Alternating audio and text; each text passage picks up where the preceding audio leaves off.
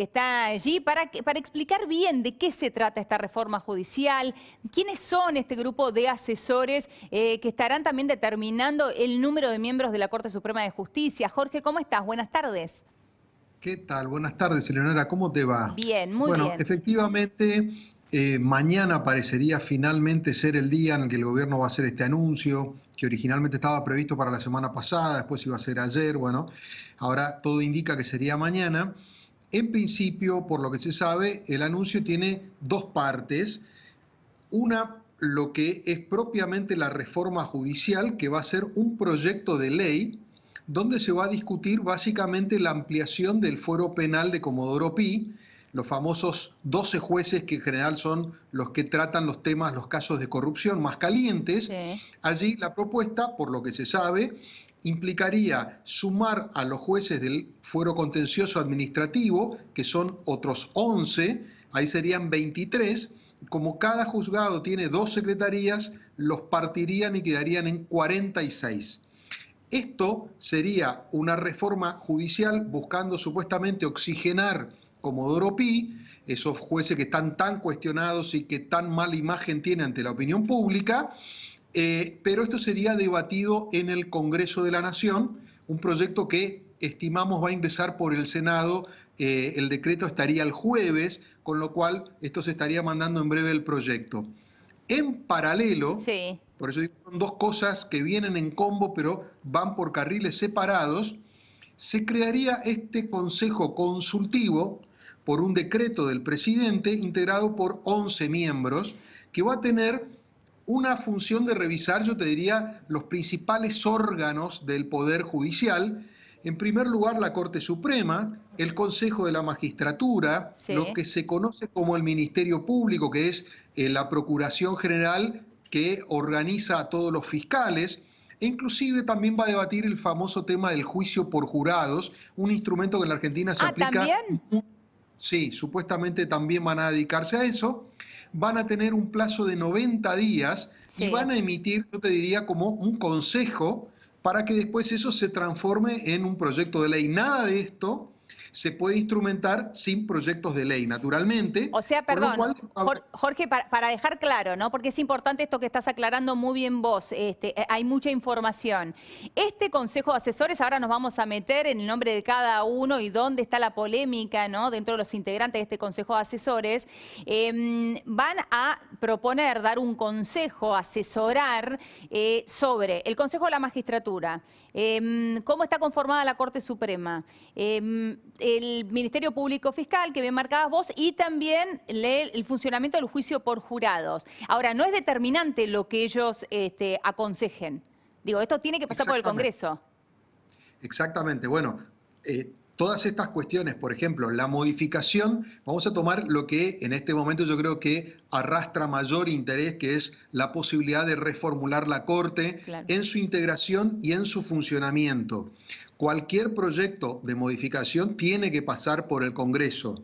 Y te hago otra salvedad, porque ahora hay 2 o 3 puntos que yo quisiera analizar en función de esto. Dale. Para modificar la Corte en el Congreso se puede aprobar por mayoría simple. Es decir, que con la mitad más 1 de los presentes se puede aprobar la reforma. Ahora, la designación de los jueces que eventualmente se agreguen requieren de 2/3. Entonces, ahí la tienen más difícil, claro. Es más complejo porque requieren 2/3 del Senado que le tienen que dar acuerdo y allí no tienen los 2/3. Dicho esto, 2 o 3 consideraciones para hacer. Este Consejo Consultivo, cuyos nombres se conocieron ayer, tiene en primer lugar una mayoría, yo te diría, más cercana al oficialismo. Claro. Allí vos decías, bueno, ¿cuáles eran los nombres que hacían un poco de ruido? Bueno, el que más ruido hace, obviamente, es el de Carlos Veraldi, porque es el abogado de Cristina Kirchner en la mayoría de las causas, excepto la del memorándum por Irán, con lo cual, más allá de que es un prestigioso abogado, que tiene un gran reconocimiento en Comodoro Pi, fue el tema, yo te diría, que más se discutió dentro del gobierno, porque había un sector que decía, no podemos ser tan obvios si queremos plantear que esto tiene un objetivo de purificación del funcionamiento judicial, que uno de los integrantes sea el abogado de la vicepresidenta. ¿Cómo hacemos para disimular que no es un objetivo limpiar las causas de la vicepresidenta? Bueno, con esto claramente no lo logran, ¿no? No, claro, Después, y ahí te diría que está el punto mayor, ¿no? Vamos a compartir la placa, Jorge, que nos trajiste sí. con el nombre de cada uno de estos 11 que forman parte del Consejo Asesor. Allí está Carlos Veraldi, que vos recién mencionabas, ¿no? Entre otros, digo, la mayoría de cada uno de estos nombres, dos cuestiones que se señalan mucho. Uno, ¿por qué tantos penalistas, Jorge? ¿No? Bueno, por eso, porque primero desglosemos un segundo esta conformación para ver quiénes están como Dale. más cerca del oficialismo, ¿no? O sea, lo tenemos a Veraldi. Arslanian es un hombre que siempre trabajó muy cerca del peronismo, con lo cual es otro nombre que un poco Sí. se podría contar en esta corriente.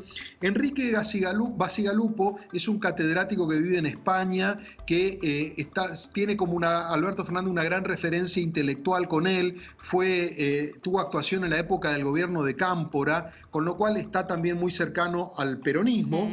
Está Gustavo Ferreira, que es un constitucionalista que yo te diría que es la representación de Zaffaroni, un hombre que trabaja muy cerca del ex integrante de la Corte, Eugenio Zaffaroni, a quien no incorporaron, pero incorporaron a alguien muy cercano a él. Claro. Después está Marisa Herrera, que es una coordinadora del área judicial en el peronismo, del Partido Justicialista, con lo cual claramente está en este sentido. Y después hay 3 integrantes de cortes provinciales que fueron designadas por impulso de los peronismos locales. Es el caso de Claudia Sbar, de Tucumán, jueza de la Corte de Tucumán, Sí. de María del Carmen Bataini, de Tierra del Fuego, y de Omar Palermo en Mendoza. Yo te diría que estos 8 están por lo menos más cerca de los lineamientos del peronismo, del kirchnerismo, algunos más duros, pero juegan en ese andarivel. Mira, 8 de 11 estás marcando, ¿no? Sí, no quiere decir que los 8 piensen igual, No. Vienen de extracciones muy distintas, pero yo te diría que son un poco más afines, ¿no? Después tendríamos del otro lado a Inés Weinberg de Roca, que fue la fallida candidata a procuradora general En la era de Macri, ¿no? Claro. Exacto, que nunca pudo obtener el apoyo del Senado. Andrés Gil Domínguez, que es un constitucionalista muy conocido, pero que yo te diría que no está en una posición tan alineada con el gobierno. Y Hilda Kogan, que es de la Corte bonaerense, pero por impulso del radicalismo. Bien. Con lo cual, acá daría la impresión de que hay una preferencia por algunos intelectuales, catedráticos, constitucionalistas o jueces más cercanos al oficialismo. Y yo te diría 2 cuestiones políticas, Eleonora, que me parecen importantes tener en cuenta. A ver, sí, decime esas 2 cuestiones y la vamos a sumar a Graciela Ocaña, que ya nos está esperando, así también compartimos con ella estas cuestiones. Perfecto. Decinos, bueno, Jorge. La primera tiene que ver con que el tema de la reformulación de la Corte no estaba originalmente en el proyecto de reforma. Fue un agregado posterior por una indicación o por un planteo de Cristina Kirchner, el kirchnerismo duro, que adosó, yo te diría, por eso van en paralelo a lo que era la reforma para los tribunales de Comodoro Pi, este tema de la Corte. De hecho, el propio presidente Alberto Fernández ya había planteado que para él, con 5 integrantes como está hoy, está bien. Es decir, que es un elemento sobreviviente por razones políticas. Y lo segundo a tener en cuenta, que es lo que vamos a empezar a ver ahora, es imposible avanzar con esta reforma, tanto la de los tribunales de Comodoro Pi como eventualmente los de la Corte, sin un acuerdo político. Y allí yo creo que van a empezar una serie de negociaciones para ver si el oficialismo puede quedarse con una porción de la oposición, y por eso fue tan importante hoy una reunión de Juntos por el Cambio con la presencia de sus principales referentes. Sacaron un documento que se está conociendo ahora a la tarde, diciendo que ellos no van a apoyar ni la reforma judicial ni el planteo con el respecto de la Corte. Con lo cual, ahora vamos a ver qué pasa políticamente en el Congreso con estas iniciativas. Claro. Primero se conoció la postura del radicalismo y de la coalición cívica, ahora Juntos por el Cambio en su conjunto, como bien marcaba Jorge. Vamos a sumar a la diputada Graciela Ocaña a esta charla. Ocaña, ¿cómo le va? Buenas tardes. Buenas tardes, ¿cómo están? Bien, muy bien. Muchas gracias por atendernos. Bueno, ahí estábamos hablando con Jorge Liotti, nos hacía un desglose, una explicación de cada uno de los 11 que van a formar parte de este Consejo Asesor, de esta reforma que se va a presentar en el día de mañana. Lo primero que quiero preguntarle es, ¿qué ve detrás de los nombres de estos 11 que ha elegido el gobierno? Mire, básicamente ninguna, digamos, comisión de notables, puede estar encabezada con los abogados de los principales imputados en causas de corrupción en la Argentina. Así que creo que claramente la comisión más que nada está pensada para lograr la impunidad de Cristina Fernández de Kirchner y de los funcionarios judiciales que la han acompañado y que hoy están en proceso o han sido condenados en diversos tribunales. Yo creo que es sumamente grave esto y muestra cómo la reforma judicial, por supuesto podemos discutir todas las deficiencias que la justicia tiene y que muchas veces nosotros criticamos y hemos señalado, pero bajo ningún punto de vista puede llevarse adelante esta reforma que me hace acordar mucho a la que intentó Cristina en el 2013 con la democratización de la justicia, que es más que nada una colonización del Poder Judicial para garantizar la impunidad, ¿no? Y esto nosotros lo rechazamos porque obviamente durante muchos años vinimos batallando por la independencia del Poder Judicial, porque hemos denunciado a muchos de estos funcionarios que ahora buscan este atajo para no rendir cuentas a la justicia y nos parece que ninguna reforma judicial seria puede estar encabezada con, insisto, con los abogados de los principales acusados. ¿Se refiere a Beraldi y Arlanian en este caso? Por ejemplo,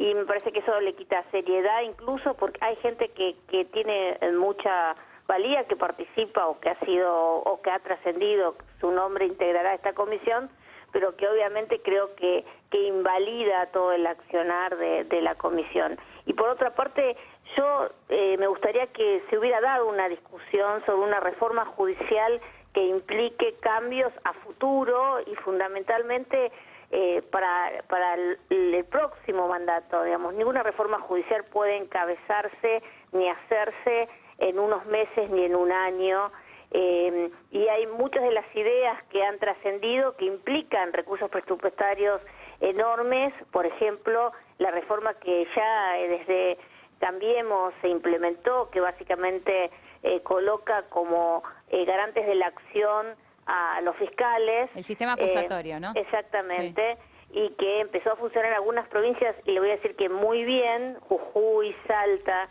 pero también eso implica una cantidad de recursos que obviamente creo que también tenemos que discutir. Entonces, me parece que esta reforma, más allá de lo novedoso que se quiera presentar, y hay algunas cosas que pueden estar mejor que otras, pero me parece que está teñida de una búsqueda de impunidad. Y creo que los argentinos no nos merecemos esto, y ni aún los votantes de la fórmula de Alberto Fernández y Cristina Fernández de Kirchner, creo que buscaron muchos de ellos en la impunidad para el poder. Sí, Jorge. Sí, Graciela, ¿qué tal? Buenas tardes. La pregunta tenía que apuntar a que hoy se consensuó en la oposición, por lo menos en Juntos por el Cambio, que no van a acompañar ni la reforma ni lo que pueda provenir después de este Consejo Consultivo. Sin embargo, en el oficialismo descuentan que pueden no solamente lograr los números en el Senado, la mayoría simple para sacar la reforma en primera instancia, sino que tienen el volumen suficiente como para, entre los interbloques, digamos, intermedios, poder llegar a la mayoría suficiente. ¿Ustedes se plantean un poco cómo trabajar en ese sentido para eventualmente bloquear en diputados esta iniciativa?